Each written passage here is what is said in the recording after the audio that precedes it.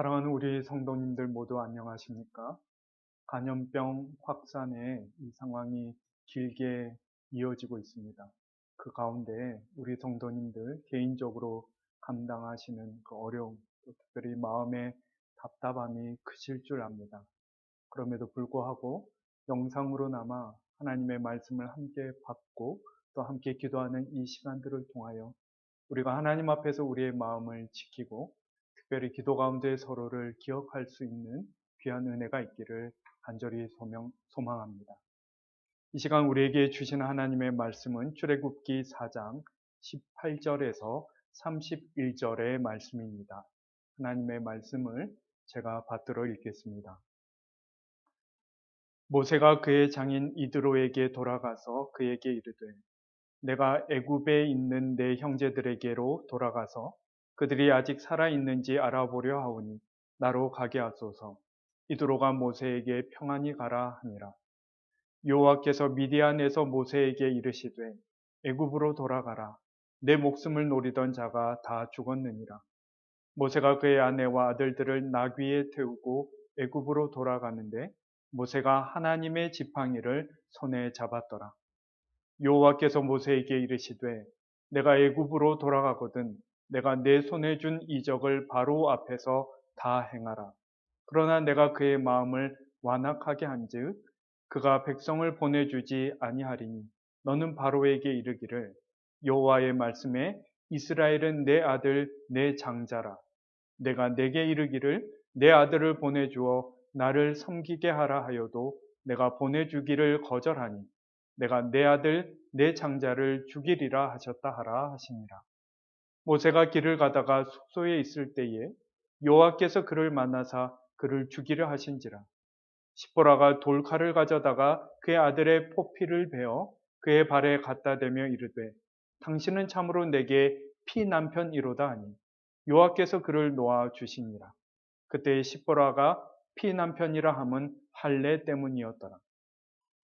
여호와께서 아론에게 이르시되 광야에 가서 모세를 맞으라 하시매 그가 가서 하나님의 산에서 모세를 만나 그에게 입맞추니 모세가 여호와께서 자기에게 분부하여 보내신 모든 말씀과 여호와께서 자기에게 명령하신 모든 이적을 아론에게 알리니라. 모세와 아론이 가서 이스라엘 자손의 모든 장로를 모으고 아론이 여호와께서 모세에게 이르신 모든 말씀을 전하고 그 백성 앞에서 이적을 행하니 백성이 믿으며 여호와께서 이스라엘 자손을 찾으시고 그들의 고난을 살피셨다 함을 듣고 머리 숙여 경배하였더라. 아멘. 우리는 지난 시간 모세에게 소명을 주시는, 다시 말해서 하나님의 백성을 압제자로부터 해방시켜 약속의 땅으로 이끄시고 거룩한 삶을 살게 하는 데 사용하시려 하시는 하나님의 부르심을 모세가 어떻게 재차 거부하며 망설였는지를 살펴보았습니다. 오늘 본문은 그랬던 모세가 반복되는 하나님의 부르심에 설득되어 40년 광야 생활을 청산하는 이야기를 담고 있습니다. 그러나 본문 첫 구절은 모세가 과연 자신의 소명을 분명히 의식하고 수용하였는지를 다시 한번 생각해 보게 만드는데, 장인 이드로에게 작별 인사를 하며 하나님으로부터 받은 소명에 대해서는 전혀 언급하지 않고 그저 동족들이 살아있는지를 살펴보려 한다라고만 말하고 있는 것이죠. 아직도 반쯤은 등 떠밀려 발을 떼는 것이 아닌가 생각해 보게 만드는 것입니다.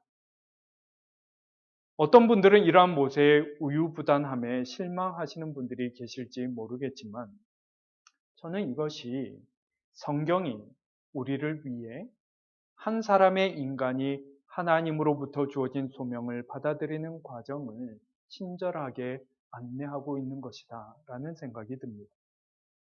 우리는 소명에 있어서 확실한 것을 강조하는 경향이 있습니다. 하나님의 제안에 대해 우리가 취해야 할 태도가 확실해야 한다는, 마땅히 그러해야 한다라고 생각하는 것이지요. 여러분, 제가 목회자가 되기로 마음을 먹고 처음 신대원 입학을 위한 입시 면접을 치를 때에 바로 소명에 대한 질문을 받았더랬습니다. 물론 정답을 제가 대답했지만 그때 내심 저는 소명이란 과연 무엇인가 라는 것을 다시 한번 진지하게 생각해 보는 그러한 계기를 가졌던 것이죠. 소명이란 공적인 역할을 통해 주어지는 과업일 뿐만 아니라 한 사람이 하나님과 더불어 맺는 가장 내밀한 관계에 관한 것. 즉, 한 사람이 얼마나 하나님을 신뢰하는지, 얼마나 하나님과 친밀함을 누리는지, 그것이 어떻게 삶과 세상살이에서 더 많은 순간 결정적인 의미를 지니는지, 드러내는지와 같은 차원을 가지고 있는 것이지요. 모세에게는 지금 당장 바로 앞에 서야 하는 어마어마한 공적 임무가 주어져 있지만 하나님과의 그 내적인 관계에 있어서 모세는 아직도 걸음마 수준이었던 것입니다. 앞으로 우리가 출애굽기를 읽어가며 주목해야 할 것이 한 가지 있는데 그것은 바로 이 사람 모세 안에서 하나님과의 내적인 관계가 어떻게 무르익어 가는지를 우리가 주의해서 살펴보아야 하는 것이죠. 오늘 본문을 살펴보며 또 한 가지 주목해야 할 것은 세상 만사의 되어짐을 묘사하는 출애굽기 특유의 표현, 그 문법이라고 할 수 있겠습니다. 여러분 20절을 보시면 모세의 이야기에서 중요한 표현, 아주 결정적인 표현이 용어가 나오는데 보시면 모세가 하나님의 지팡이를 손에 잡았더라 이렇게 기록되어 있는 것이지요.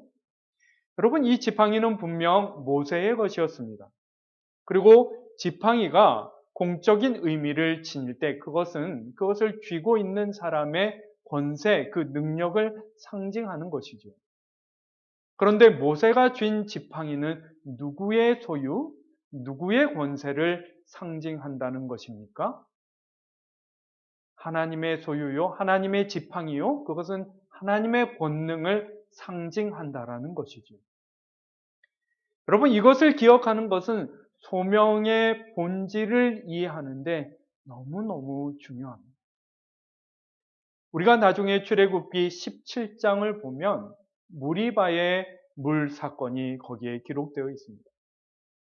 메마른 신광야에서 식수가 떨어지자 이스라엘 백성은 금방 하나님의 함께 하심을 망각하고 모세를 성토하기 시작했던 것이죠. 이에 하나님께서 모세로 하여금 바로 이 지팡이로 반석을 쳐서 물을 내게 하셨던 것입니다.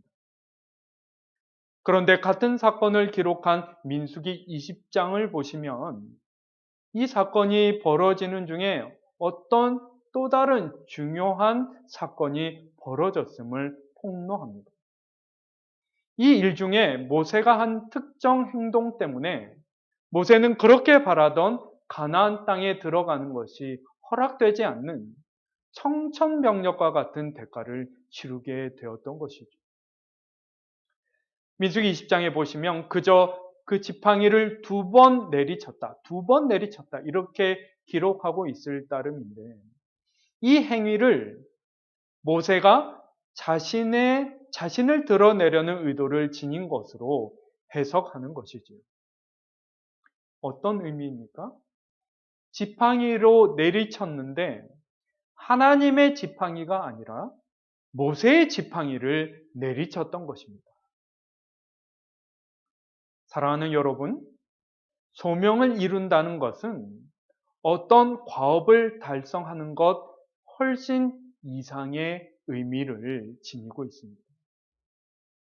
소명과 관련하여 하나님을 신뢰한다는 것은 단순히 어떤 일을 이룸에 하나님이 기적적으로 개입하실 것에 대한 확신을 갖는다는 것을 의미하는 수준의 것이 아니라는 것이죠.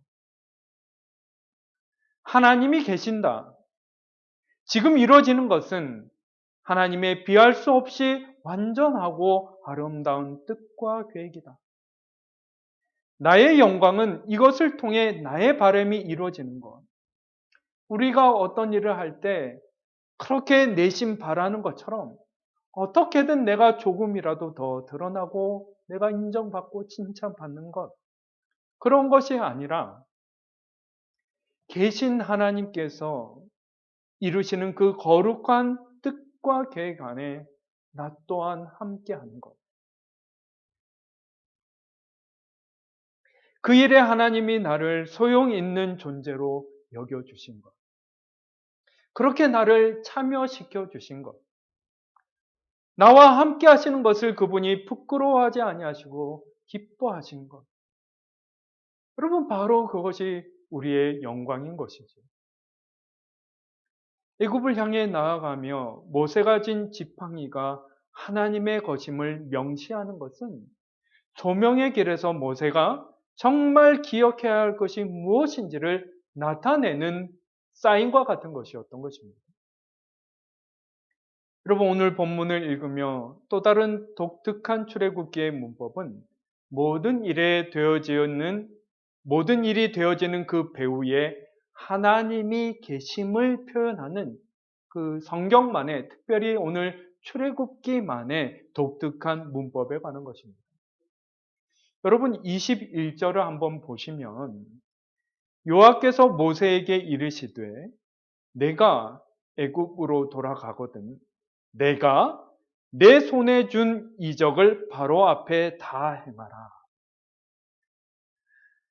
누가 누구에게 줬다고 기록하고 있는 것입니까? 모세가 행해야 할 바가 있는데 모세가 행하는 것은 결국 하나님이 그에게 주신 이적, 능력이었다라는 것이죠. 너는 하나님께서 모세에게 말씀하시기를 내가 너에게 준 그 이적을 너는 행할 따름이다. 이를테면 이렇게 말씀하고 계신 것이죠. 확인하고 계신 것이죠. 그리고 이어서 뭐라고 말씀하십니까? 그러나 내가 그의 마음을 완악하게 한즉, 그가 누구입니까? 바로이죠. 바로의 마음을 완악하게 한즉 그가 백성을 보내주지 아니하리니, 이렇게 표현되어 있는 것이죠.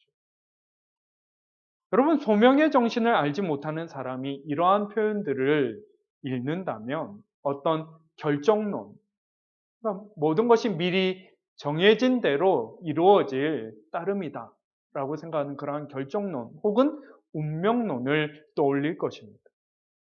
모세가 행하는 것이라고는 모두 하나님이 쥐어주신 것일 뿐이죠. 심지어 하나님은 바로의 반응까지도 미리 정해놓고 계신 것처럼 읽히는 것입니다. 여러분, 이렇게 모든 것이 다 미리 결정되어 있다면 그 일에 쓰임받는 사람이 굳이 애쓰며 마음 쓸 일이 무엇이겠습니까? 그러나 이것은 어떤 소극적이고 수동적인 태도를 조장하는 결정론적이거나 운명론적인 서술이 아니라는 것입니다. 모든 자리, 모든 상황에서 하나님을 기억하고 그분의 뜻과 계획과 역사와 섭리 안에서 그것을 파악하는 것, 그러한 자질을, 그러한 영성을 기르는 것, 그것이 우리의 진정한 소임임을 이 본문이 우리에게 드러내고 있는 것이죠. 여러분, 앞서 그렇게나 주저주저 했던 모세가 막상 막강한 바로 앞에서 그의 강렬한 저항을 직면했을 때 그의 마음이 어떠하였겠습니까? 그런데 그러한 순간에도 소명의 사람은 어떻게 반응해야 한다라는 것입니까? 이 모든 것이 한없이 무력하고 악해 보인다 할지라도 이 모든 것이 하나님의 뜻과 계획과 역사와 섭리 아래 있음을 알고 끝끝내 포기해버리거나 굴복해서는 안 되는 것이죠. 모든 순간, 모든 자리에서 하나님의 계심을 알아차리는 것, 그렇게 믿음이 무르익어 성숙해 가는 것. 여러분, 이것이 우리를 부르시는 그 하나님의 소명의 진정한 토대요 본질이라는 것입니다. 마지막으로 오늘 본문서 24절과 26절 사이에 기록된 할례와 관련한 수수께끼 같은 본문을 짚고 넘어가야 하겠습니다. 여러분, 이 본문을 보시면 할례를 행하지 않는 까닭에 하나님께서 이제 막 소명의 첫걸음을 떼려는 모세를 죽이려 하시는 충격적인 장면을 우리는 보게 됩니다. 의아한 것은 아직 할례의 율법이 주어지지 않은 시점이었다라는 것이죠. 자칫 모세가 자신이 무엇을 잘못한지도 알지 못하는 새에 하나님께 죽임을 당하는 일이 벌어질 뻔하였던 것입니다. 여러분, 이 상황을 우리가 어떻게 이해할 수 있을까요? 우리가 이 구절들에 대해서 다양한 해석을 시도할 수 있지만 그럼에도 불구하고 그 모든 해석 중에 동시에 진지하게 고려되어야 할 바는 우리로선 정답을 알 수 없다는 것이죠. 여러분, 소명의 길 위에 우리로선 다 헤아릴 수 없는 부분이 있음을 인정할 수 있어야 합니다. 우리가 신비라고 일컫는 하나님의 영역은 우리로선 다 이해할 수도 때로는 납득할 수도 없는, 그러나 하나님의 전적인 주권이, 전적인 다스림이 적용되는 하나님의 영토로 그것을 남겨둘 줄 알아야 하는 것이죠. 그러한 순간에도 믿음의 사람, 소명의 사람은 신비의 땅에서 오히려 하나님의 계심을 더욱 확신할 수 있는 것입니다. 여러분, 어떤 면에서 우리도 다 헤아릴 수 없는 하나님의 영토를 지금 지나고 있는 것이 아닌지 생각해 보게 됩니다. 우리가 겪고 있는 이 안팎의 혼란이 과연 어디로부터 온 것인지, 언제 다 이 상황이 해결될런지 아무도 답을 일러줄 수 없는 것이죠. 그러나 여러분, 이 상황 속 우리의 소명은 무엇입니까? 하나님의 지팡이를 굳게 붙잡는 것. 동시에 그것이 하나님의 권능의 상징임을 기억하는 것. 우리의 진정한 평안과 소망이 이로부터 나오는 것임을 기억하는 것. 붙드는 바로 그것이죠. 주님께서 우리에게 위로와 평안을 허락하시되 믿음 위에 믿음 더하셔서 소명의 길을 따라 우리 모두를 인도하여 주시기를 간절히 소망합니다. 기도드리겠습니다. 하나님 아버지, 우리의 소명의 길은 끊임없이 자기 자신에게 몰두하는 우리의 시선을 살아계셔서 언제 어디서나 우리와 함께 하시고 우리와의 발행과는 비교할 수 없이 온전하고 아름다우신 뜻을 이루어 가시는 하나님을 향하여 옮겨가는 것임을 기억하는 저희들 되게 하여 주시옵소서.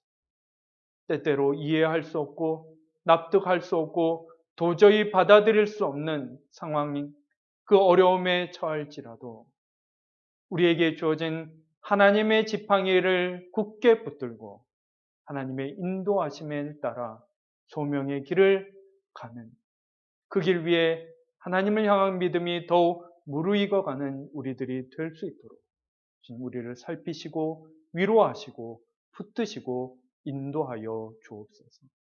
우리 구주 예수 그리스도의 이름으로 기도하옵나이다.